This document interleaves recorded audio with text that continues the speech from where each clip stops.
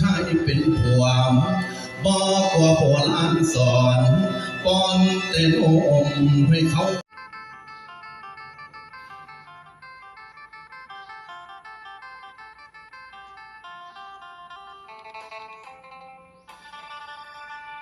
เขาบริหารมันบ่ดีอ่ะ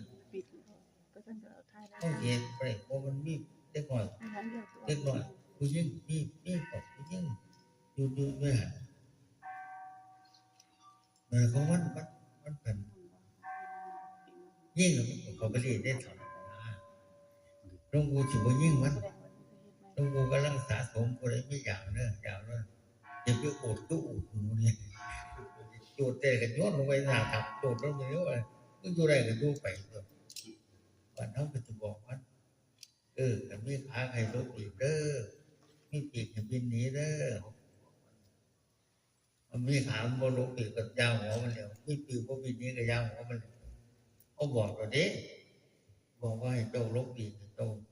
มีปีกให้เจ้าบินนี้ซะเจ้าบนบินนี้ก็เป็นเรื่องของเขาบอกแล้ว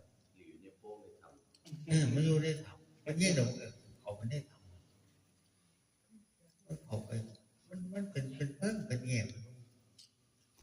อะไรไม่ต้องไปว่าให้มันเกิดหลวงปู่สร้างตัด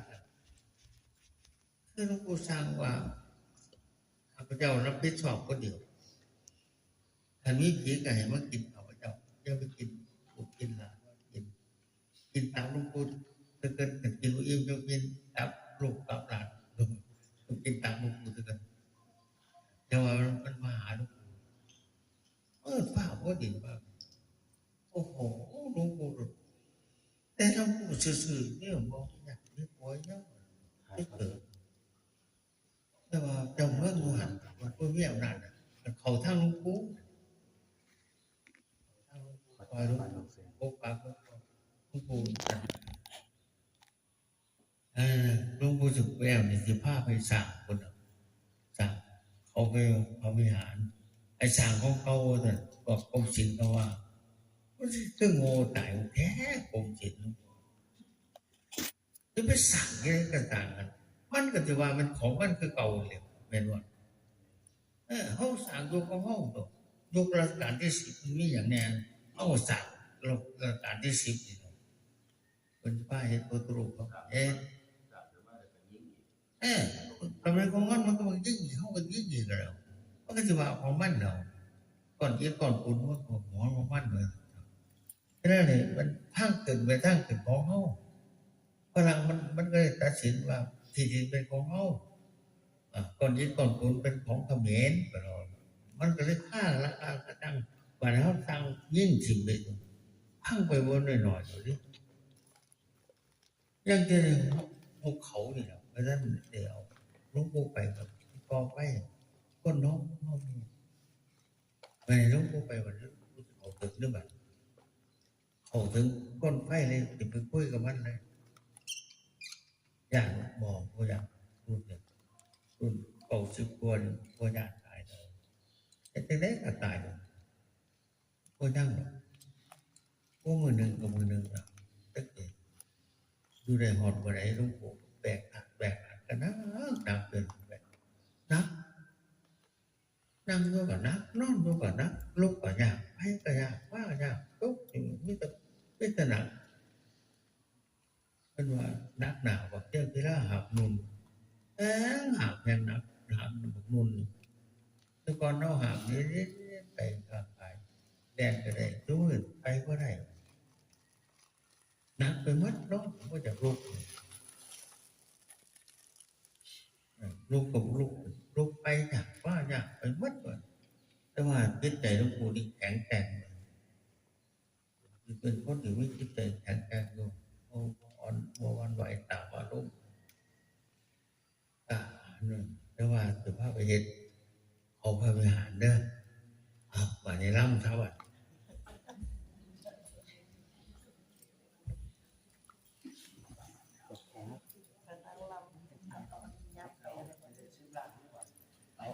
ถูกที่ได้10 ล้านผู้บอกลำลองพลก่อนก็แล้วกัน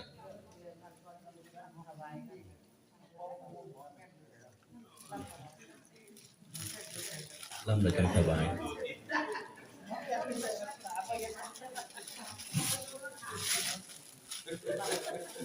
ขอแค่นกับยืนลำผลก็ได้มันจังได้เป็นเสียงออกเต็ม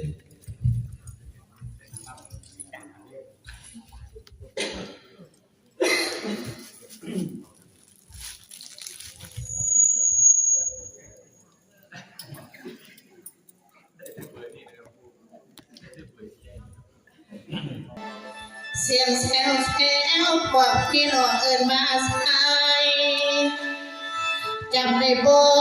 พ่อใหญ่หอมมันมาตั้งแต่กี้หรือแฟนเจ้านั้นเล่าลืม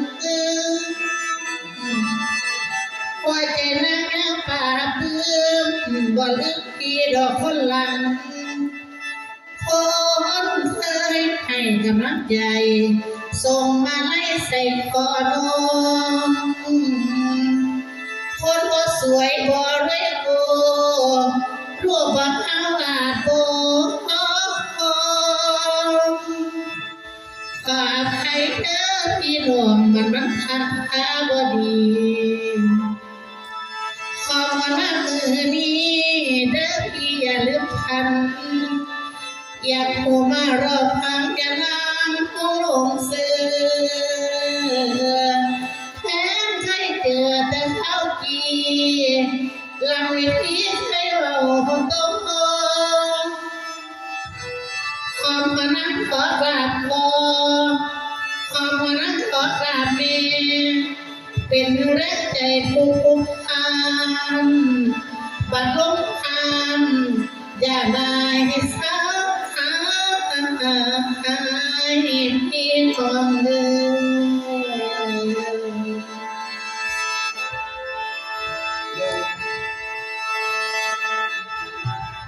แล้วมาบัดนี้น้อยามแม่ศาสนาพระโคดมเจ้าสิเฝ้าลงดอกคือนุนคนพระธรรมสิเยี่ยมคอยพระสงฆ์จอยหอดบ่อถือโลกของเฮาสู่หาทางแต่กินกันได้จัดสรรสมาคมหน่วยประกันทั้งเลวบางคนหาทางเบี้ยวเอาเงินไปแล้วจอดมังสู้เมื่อดีปากะแลนนี้วังยังอยู่ใส่กระน้ำบนพ่นยาจุดฟูน้ำตามมาทำนายว่าตีปัญหามาหลายอย่างพวกผู้สาวผู้นางปล่อยให้ย้ายเท่าผู้คอยว่าจมอยู่เฮือนโลกของเขานำมือเพื่อนสลับเปลี่ยนเลือไปหลายนายก็เป็นพ่อนายอ่านหาแต่ทางใดภาษีใดก็เก็บเพียงเพียงเอาแต่น้ำไผ่ไล่เอาสู่ด้านผู้ตีได้ตั้งแต่ของเพิ่นนั้นว่าอีกจังไรพวกผู้สาวสิได้งอมาขอแต่งชายเป็นผัวบอกว่าโบราณสอนป้อนแต่นมให้เขาคันตลอดวันเดือนเคยถือมากกว่าผ้าเปลี่ยนผ่านผู้ฟังลำเดือน6เป็นเดือน5เดือนเมษาเป็นเดือน4นี้ไก่คล้องแต่เข้าซุ้มเจ้าไปเบิ่งไปมาเหนื่อยใจแต่ลูกสาวสมัยนี้13 ปีอยากมีคู่ซุ้มผู้บ่าวสำน้อยทัดสุดยากอดคอโอ้เสียงห้องจังเป็นคุณ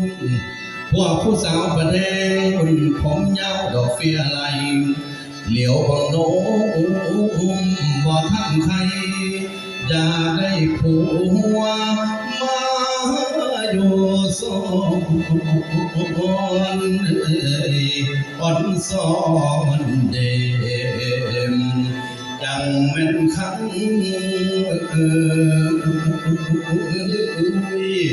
ปันซ้อนเดมจังเป็นคำโนละยายดื้อเล่นเฮโลเสียเล่นป๊อกเด้งเสียเล่นดำมีเสียวางได้สื่อเลขเสียเมียมีโสมข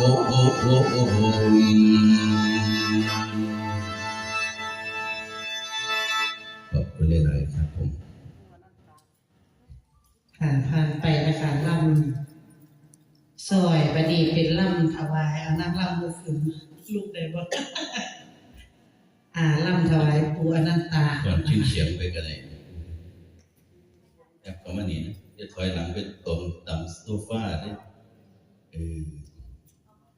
มองได้มันว่างเลยยับเอา